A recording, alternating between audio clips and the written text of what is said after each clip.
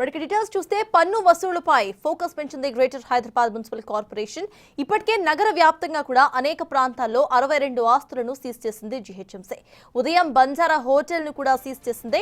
దీంతో మొత్తం 1,43 లక్షలకు గాను 51 లక్షల డబ్బులను చెల్లించింది బంజారా హోటల్. జీహెచ్ఎంసీకి 5,500 కోట్లకు పైగా పెండింగ్ బకాయిలు ఉన్నాయి. దీంతో మొండి బకాయిలను వసూలు చేయటమే లక్ష్యంగా ప్రత్యేక ఫోకస్ చేసింది జీహెచ్ఎంసీ.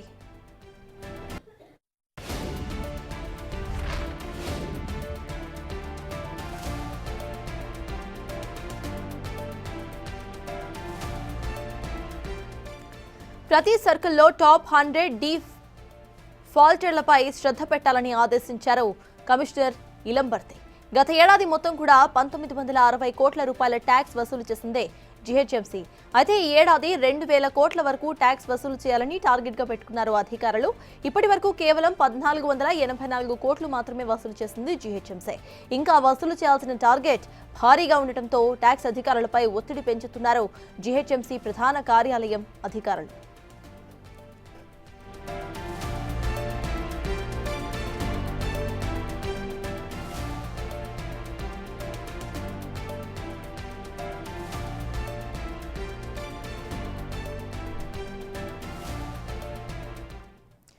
ఇప్పుడు గ్రేటర్ హైదరాబాద్ మున్సిపల్ కార్పొరేషన్ పన్ను వసూళ్లపై ఫోకస్ పెంచింది. ఈ ఫోకస్ కి సంబంధించిన అప్డేట్స్ మా ప్రతినిధి శ్రవణ్ జీహెచ్ఎంసీ ఆఫీస్ నుండి లైవ్ లో అందించడానికి సిద్ధంగా ఉన్నారు.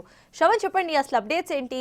ఇక్కడ ఎవరిని టార్గెట్ చేసుకొని రేపు ఎలాంటి అటాక్స్ జరిగిపోతున్నాయి పన్నుకు సంబంధించి, అసలు అప్డేట్స్ ఏంటి? జీహెచ్ఎంసీ పరిధిలో చాలా ఎక్కువ ప్రాపర్టీస్ ఉంటాయి. అంటే మొత్తం దాదాపుగా 20 లక్షల ప్రాపర్టీస్ ఉంటాయి. ఇందులో కమర్షియల్తో పాటు రెసిడెన్షియల్ ప్రాపర్టీస్ ఉన్నాయి. ఇవన్నిటిని కలిపి దాదాపుగా 1,960 కోట్లు గత ఏడాది కలెక్ట్ అవుతాయి. ఈసారి 2,000 కోట్ల వసూలు చేయాలని జీహెచ్ఎంసీ టార్గెట్గా పెట్టుకుంది. ఇప్పటి వరకు 1,484 కోట్లు వసూలైనట్లు జీహెచ్ఎంసీ అధికారులు చెప్తున్నారు.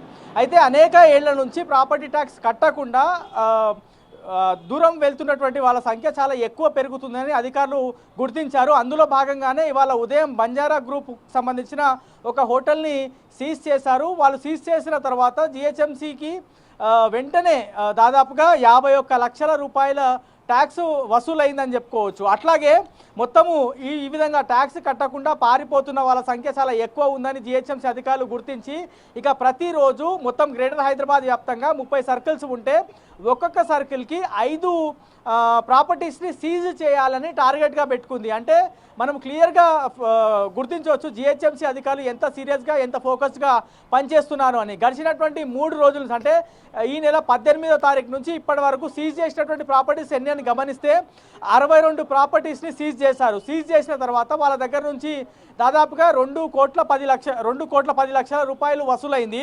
సో ఇట్లా మొండి బకాయిలు చెల్లించాల్సినటువంటి ప్రాపర్టీస్ ఎన్ని ఉన్నాయి, ఇప్పటివరకు ఎన్ని నోటీసులు ఇచ్చారు అని ఒకసారి మనం గమనిస్తే 6,34,000 నోటీసులు ఇచ్చారు గడిచినటువంటి కొన్ని రోజుల్లో.